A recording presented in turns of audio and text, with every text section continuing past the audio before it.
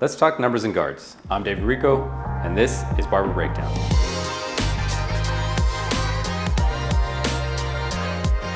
These little guys control how much hair is cut off by the clippers. Starting with a 1 guard that cuts the hair to the length of 1/8 of an inch, all the way up to a number 8 guard that cuts the hair to a length of 1 inch. And yes, you heard me correctly. The difference between a 1 guard and an 8 guard is only 7/8 of an inch. Guards work really well for short, neat haircuts with minimal maintenance and styling. And while they're still good for reference, they do tend to lose some reliability when we're dealing with different hair textures and different hairstyles. For example, a 2 on somebody with thick hair can still look full and dark with a very pronounced hairline, whereas on somebody with finer, thinner, or light colored hair, it can almost look like a shadow fade. In these cases, it might be better just to use the guards as a reference, but to still explain the look and feel of the haircut you're looking for. Also, reference pictures are always good. Just remember that the pictures are exactly that, a reference.